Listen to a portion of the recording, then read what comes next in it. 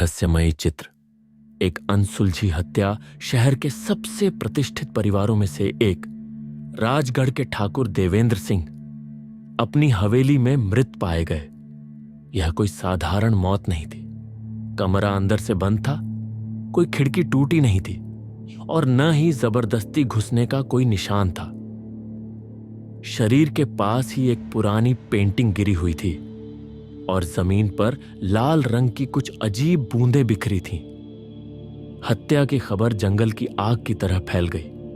Police ने इसे आत्महत्या का मामला मान लिया, लेकिन जब मशहूर जासूस आदित्य को बुलाया गया तो उसने तुरंत महसूस किया कि यह कोई आम मौत नहीं थी, यह एक सोची समझी हत्या थी। जांच की शुरुआत जांच करते समय आदित्य ने सबसे पहले कमरे का बारीकी से निरीक्षण किया। ठाकुर साहब की आंखें खुली थीं, लेकिन चेहरा भय से विकृत था। उनके हाथ में एक पुरानी घड़ी थी, जिसकी सुई ठीक रात 12:07 पर रुकी हुई थी। कमरे में 3 चीजें संदिग्ध लगीं। एक टूटी हुई पेंटिंग जिसमें एक महिला की धुंधली तस्वीर थी। 2 जमीन पर फैली लाल रंग की बूंदें जो खून जैसी दिखती थीं, लेकिन दरअसल लाल रंग का तेल था।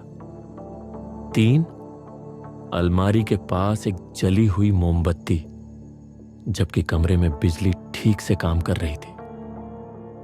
संदिग्धों की सूची ठाकुर देवेंद्र सिंह की मौत से सबसे ज्यादा फायदा किसे हो सकता था? हवेली में मौजूद सभी लोगों से पूछताछ की गई। अविनाश सिंह ठाकुर साहब के छोटे भाई, जो हमेशा संपत्ति के बंटवारे को लेकर उनसे झगड़ते थे। रानी सुरेखा ठाकुर साहब की पत्नी, जो काफी समय से मानसिक रूप से अस्वस्थ बताई जा रही थी। नौकर मोहन, जिसने ठाकुर साहब को रात के खाने के बाद आखिरी बार देखा था। चित्रकार माधव, जिसने हाल ही में ठाकुर साहब के कहने पर हवेली की पुरानी पेंटिंग्स की मरम्मत का काम किया था। सबका कहना था कि ठाकुर देवेंद्र सिंह बीते कुछ दिनों से बहुत परेशान थे। वह हमेशा अपनी स्टडी में बैठकर एक पुरानी पेंटिंग को निहारते रहते थे, जैसे उसमें छुपे किसी रहस्य को ढूंढ रहे हों। राज खुलने लगे। आदित्य ने उस पेंटिंग की जांच की जो कमरे में गिरी मिली थी। यह कोई साधारण चित्र नहीं था। पीछे से कपड़े को हल्का खुरचने पर उसमें एक और छिपी हुई तस्वीर दिखी। यह वही महिला थी, लेकिन इस बार उसके गले में एक खूबसूरत हार था। यही हार ठाकुर देवेंद्र सिंह के परिवार की सबसे कीमती निशानी था, जो कई सालों से गायब थी। अब मामला और भी पेचीदा हो गया। आदित्य ने हवेली के पुराने दस्तावेजों को खंगाला और पाया कि यह पेंटिंग ठाकुर साहब की पहली पत्नी विभा की थी, जिनकी 20 साल पहले रहस्यमय तरीके से मौत हो गई थी। लेकिन जब पोस्टमार्टम रिपोर्ट आई तो चौंकाने वाली बात सामने आई। ठाकुर देवेंद्र सिंह की मौत जहर से हुई थी और यह जहर मोमबत्ती के धुएं के जरिए फैलाया गया था। इसका मतलब हत्यारा कमरे में गया था, मोमबत्ती को जलाया था और जैसे ही ठाकुर साहब ने उसकी लौ में पिघलते मोम की गंध ली, जहर उनके शरीर में पहुंच गया। कातिल कौन था?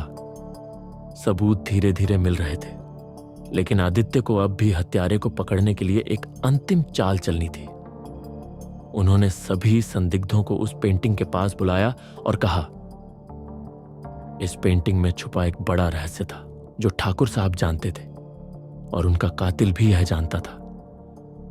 तभी अचानक चित्रकार माधव के चेहरे का रंग उड़ गया। तुम ही हत्यारे हो माधव, आदित्य ने सख्ती से कहा। माधव ने हड़बड़ाते हुए सच कबूल कर लिया।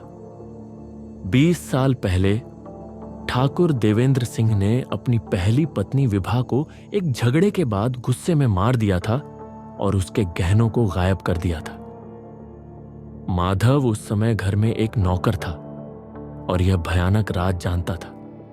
जब ठाकुर साहब ने हाल ही में पुरानी पेंटिंग्स को मरम्मत के लिए दिया तो माधव को वह छुपा हुआ रहस्य मिल गया।